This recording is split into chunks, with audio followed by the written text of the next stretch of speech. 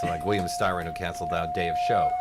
I don't care. No, I'm not kidding. And as far as I'm concerned, he'll never be here. I mean, it's not going to make or break his career, but make me feel better.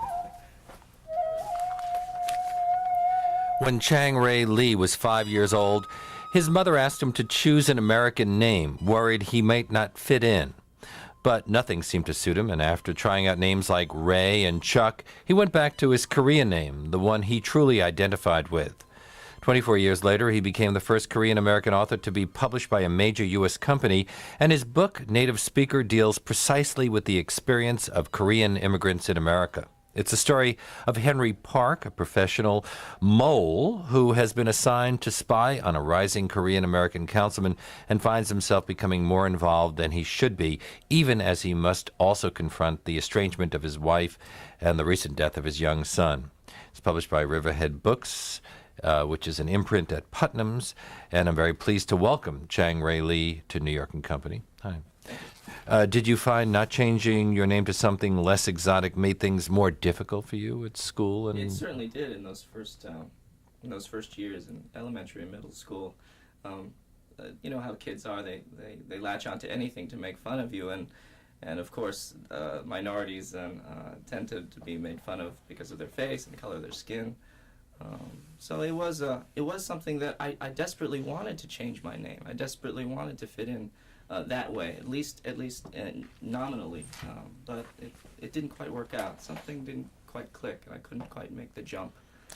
Well, you wound up giving your character in this book a very, very common name, Henry, but also Park. I think Park is the most common name in Korea. Well, there are a lot of common names. Lee and Park. And Lee and Kim, pretty much, yeah.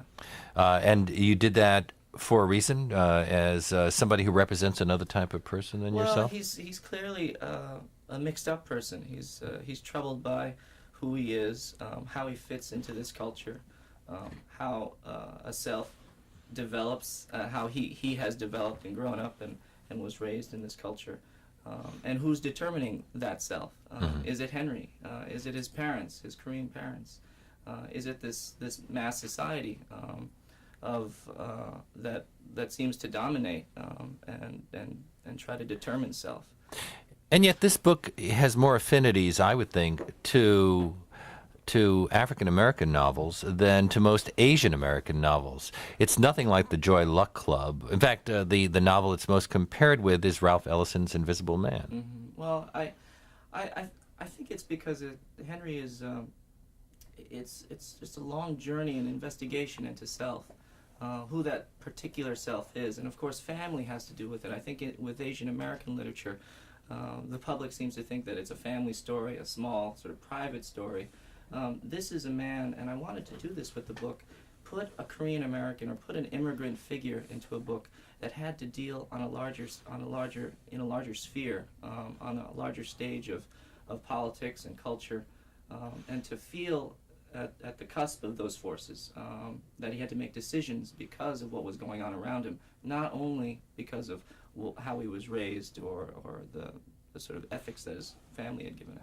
And you wind up with a whole set of conflicts that you don't find in those other books because of this secret agent plot. Yeah.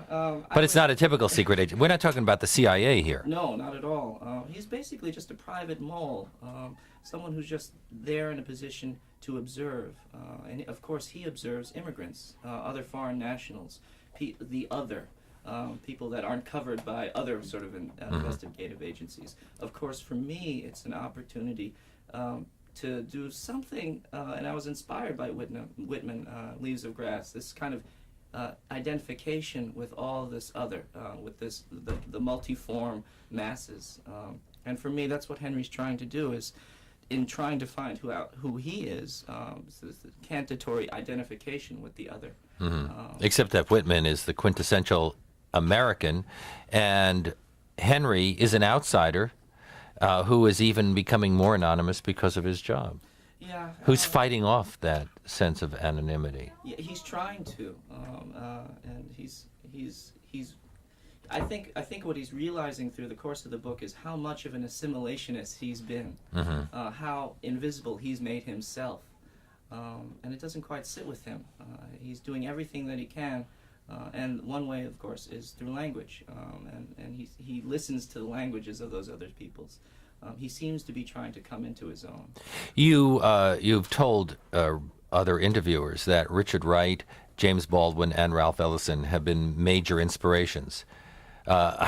It just comes as a surprise to me, not that you would have liked those writers, they're wonderful writers, but that they would all be African Americans. Well, there are other writers that are inspirations to me, but those writers, I mean, I had a very canonical education, a wonderful education, but it wasn't until I read those writers that I considered that particular question of self, a self that was diminished and always at a threat of being extinguished by society. Always being an outsider, Right, always being a minority. Being alienated, always being isolated, always being a minority.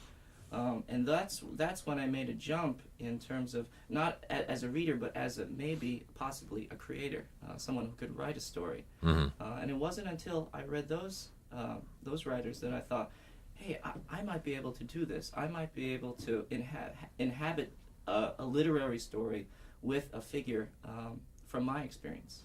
But you've never been an industrial spy or the equivalent. Well, yeah. Was that there from the start? It was. I wanted him to be a spy, not because I'm interested in spy stories, but I wanted him to reflect what he was going through inside in his outer life as well. And it seemed a perfect job for him, something in which he could move seamlessly in and out of society. And in and out of the political story here, a charismatic political figure. He isn't exactly a follower. At the same time, because he is infiltrating this man's life, he is somebody who can know a lot more about him. Right, and knows about this rising politician on many levels. Not obviously the political one, but also the cultural one. Also, he can see beyond the headlines of what's happening out there with John Kwang, this politician. He sees his motivations. He sees the stresses on his life. This is officially a first novel, but in fact, this is not your first book. No, I wrote a book before this book, and it was it was kind of a crazy pyrotechnic book that I still have kicking around, but I don't think it'll ever see the light of day. And that was more Pynchon-esque, you said, to somebody? Well, yeah, I mean, I think that would be insulting, Pynchon. But it was never any sense of the book where it had any sense of self or real heart or humanity. The reason I bring this up is much because we're talking about a typical American story in a way. All the American writers who've come from elsewhere talk about the immigrant experience, and yet they really are American writers. There is nothing, I mean, I don't know, I haven't read much Korean literature in translation, so I can't say, I can't really tell you whether this is like what's going on right now in the literature in Seoul, but I assume that you are really, you've read American writing, you think as an American writer, and yet there is this odd thing. What is really American is talking about being an outsider in so many instances, whether we're talking about the Italian American writers, the Jewish American writers. Sure. Writers like Henry Roth, Saul Bellow. But what strikes me is that what American writer is constantly changing. It's dynamic, and it will continue to be dynamic. And I think, but the one thing that stays the same, of course, is this sense of, hey, I'm the new outsider. I'm the newcomer here. I'm going to make another kind of contribution. I'm going to put another kind of pressure on the culture. But you're the first Korean American to actually have entered it it on a larger scale. There are many other Korean American writers out there, and I know them. And many of them are in school still. They're younger, but I think you'll be seeing a lot of them. And why do you think that is? Because Japanese American writers, Chinese American writers made a mark very early made their presence felt very early at their time. It's definitely because of the Immigration Act of 1965. That's when most of the Koreans, that's when my family came after 1965. The Japanese and Chinese communities were here much longer, as we all know. But it's a new community. I think we'll also be seeing lots of South Asian writers from Vietnam, Thailand, Laos. So we're going to see those kind of American writers come out soon. Recently, New York Magazine ran an article about the Koreans as being the only group, I guess, that can be picked on by everybody, Yeah, well, taking the role of the Jews of the past. right, right. They talked to you about it. What is your feeling about that?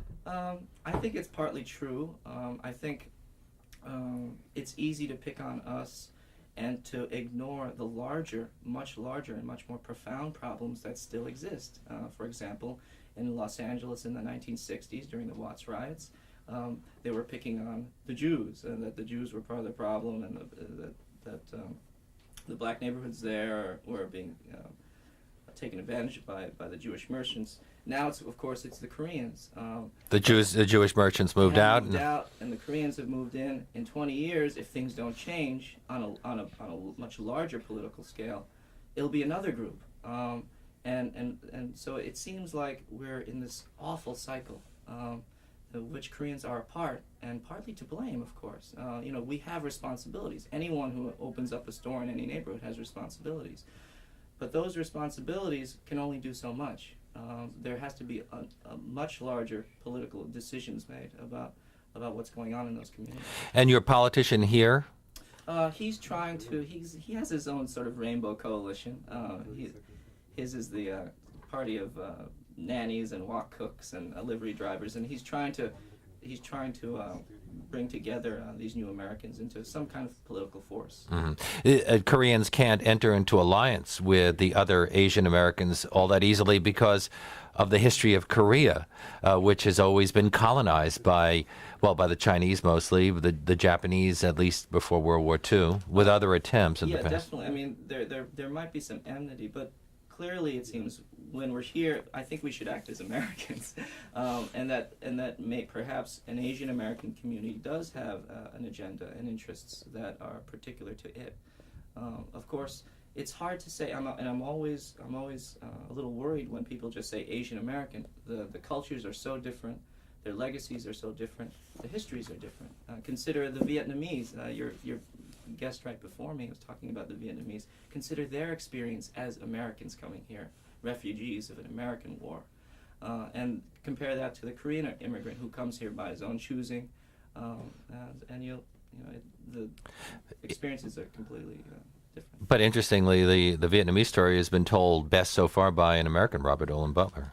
Well, that's because we don't have the Vietnamese writers, enough Vietnamese writers yet writing in English. We will hear from them. I think Robert Olen Butler did a wonderful job. But I think the stories are coming out now. I think we'll hear beautiful and sad stories from Vietnamese writers. My guest is Chang-Rae Lee, an assistant professor of creative writing at the University of Oregon, right? University of Oregon. His first published novel, Native Speaker, is from Riverhead Books, and it's gotten a lot of attention, mostly really favorable reviews. We will continue our conversation after we take this little break. So we finally got both camera people. I should get paid. I thought, they're